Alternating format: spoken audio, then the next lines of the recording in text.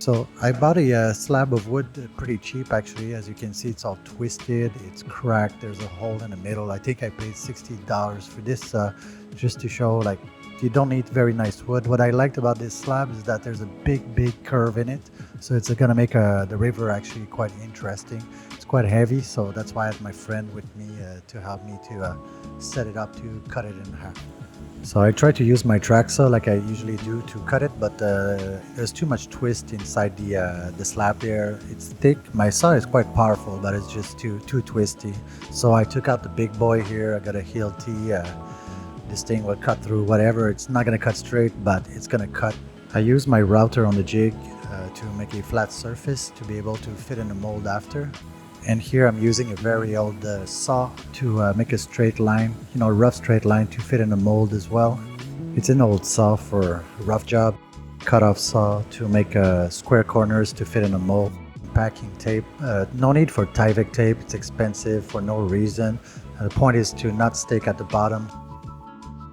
I have pre-drilled some holes in the mold, and now I'm going to use some screws to tied it up. I didn't film it, but I also used some silicone easy peel to seal the corners. Working on the surface of the table, I could have used a chisel, but I had an oscillating tool, so why not use it, have some fun with it. The restorer with a sanding paper to clean up most of the dirt on the edges, and I used some sanding disc on a drill attachment to take out most of the dirt, less bubble, less fishing. I've cut the slab to fit perfectly inside the mold, so it's going to be easy to close off. Now tying everything down to the bottom of the mold, because we're trying to make sure there's no epoxy that goes under too much, and you don't want your slabs floating as well in the middle. Mixing the epoxy, I'm going to put some pigment in it and measure it because we're going to pour by layers, so we want to make sure we always have the same quantity of epoxy and pigment as well. Like I said, we're going to pour by 1 centimeter layer. Deep pour epoxy is very expensive. It takes a long time to cure. I'd rather have cheaper epoxy and just do it multiple times. And yeah, there you go. You fill up the holes as well. The holes I put a little bit more because it doesn't matter if it shrinks. It's going to bubble anyway, so we're going to have to sand and re-pour again in it anyway. I use a blowtorch to burst the bubbles. It's going to make bubbles everywhere. You might have to do this like 2-3 times before it settles. I think it's an easy process, just don't burn the epoxy. Here I'm pouring more in the hole because I know it's going to bubble. That surface is uneven, it's going to make big bubbles, so I'd rather see the bubbles and sand in them later. You'll see in the next part of the video.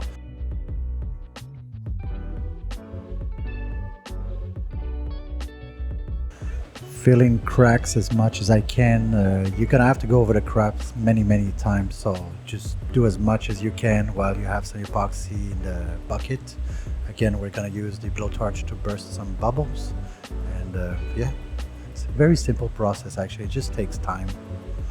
After the epoxy dried overnight, I'm using the oscillating tool with a sanding attachment to burst all the bubbles.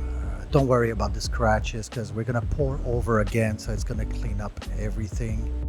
Getting rid of as much dust as I can, especially in the bubble holes, because you're going to pour in there again, so you don't want to have any dust in there. Now we're just going to repeat the process again. Same quantity of epoxy, same quantity of pigment, same quantity of color. You see the pour is the same exactly. Filling more cracks. You see the bubble holes we had before, you can't see them anymore. And now I'm just trying to push some epoxy in the hole to make sure it doesn't make more bubble, but it will make more bubbles, so don't worry. I let all this cure overnight, usually 8 hours. It's hard enough. After my final pour, I let everything cure for a day or two, and it's now time to demold. You'll see everything is going to come apart quite simply. I'm going to use some wedges to go under, well, between the board and the table, and you see it's going to slide off. You don't need Tyvec tape. Spend a lot of money on that. The tape, it doesn't matter under anyway because you're going to rework the surface. You see it's just sliding off, no problem. The table is intact. I'm now reassembling my flattening jig. I can take it apart. I like to work on the same table and move it around. I don't like to move stuff around these tables are heavy, and since I make a lot of these epoxy tables, I figured that I should build a custom jig for myself.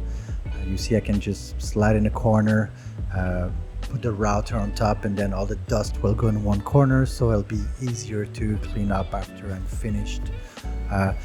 With a jig like this, you need to make small passes, maybe like 1 to 3 millimeters deep, and then do it again and again. I worked on the back side first to make sure I had a flat surface before turning the table, and now I can start working on top of the table here.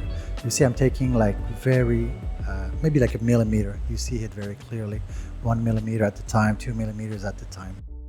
In the video here, you're gonna see I've cheated a little bit, because in the middle of making the table, somebody actually bought it and they wanted a specific thickness, and just to use the jig and the router would have taken me like 10 hours. So I went to one of my buddies' industrial wood shop, and we just brought the surface down to 2.5 centimeters instead of the original 4.5, so it doesn't take too much time.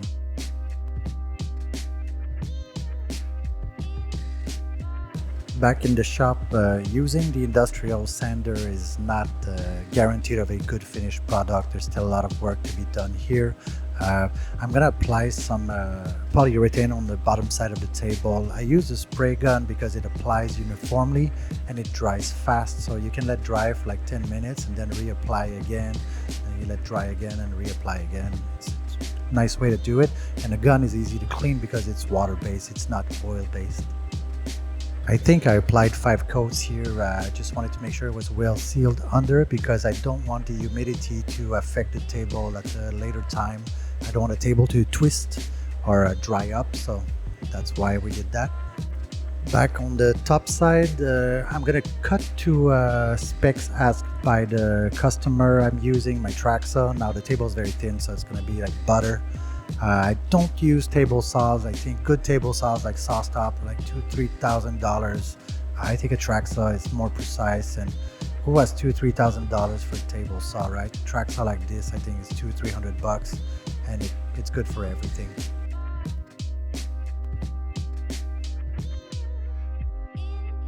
Sanding party, the most time consuming thing. Every time the angle of the camera will change, I'm changing grit. I started with a 40 grit and we're gonna end up with the 320. I'm doing the edges by hand. I'm not using a router because customer wants a little bit sharper edges, just not too much so it doesn't cut you. And again, we're gonna sand the edges as well. I'm gonna do all the grits on the sides as well, so don't be fooled. And then just more sanding. It takes hours. This took about like maybe 6–7 hours of sanding. Cleaning the dust again, making sure that there's no dust in the small pinholes. We're gonna reapply epoxy on top. The cleaner it is, the better it is. I'm gonna be mixing a small quantity, like 150 grams of epoxy to make a seal coat on top. We're gonna dust off everything first, and as you can see, it's very little quantity.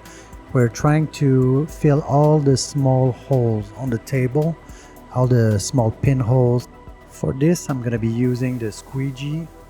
Squeegee will push the epoxy inside the wood grooves. It's gonna make sure it's applied uniformly. There's not too much, no puddle holes, no puddles anywhere actually. And you see in the picture, I already went with some epoxy in the small holes at the bottom of the table here. And there you go, it's very simple. You see the color comes back as well. Like even though it's all sanded and everything, the color will come back because the epoxy will combine with the old epoxy. So don't worry about the like surface scratches. This is how I fix my tables too. If a customer scratch a table badly, sends it back, then I will resand it and reapply some epoxy, and there you go. Don't forget to do the edges of the table. And your overflow of epoxy, on the right side of the video you see there's like a white paper. I'm just gonna dump everything in there. It's not a lot, so it's not very costly. I don't use deep pour epoxy like epoxy because it costs like $800 for 30 kilos. I use a casting epoxy, which you layer by 1 centimeter, and that costs you about $200. And it just takes the same amount of time to cure, so it doesn't really matter. And we're back to sanding. We're gonna take off all the unevenness of the table, all the small bubble. I'm using 240 grits. You're probably gonna use 3 or 4 papers. The same again, cleaning the holes because we're gonna go back again. As you can see, I'm remixing 100 grams of epoxy to put back on the table, and a different angle here for you. I'm using the squeegee again, and again I'm concentrating on the holes. So this is the final coat in my case of epoxy because the table is flat after this. There's no more holes, no more nothing like that. So last application, and again just want to stress to you, don't use like deep cast epoxy. You're gonna spend $1,000 for this table, just an epoxy, and I spend like around $200.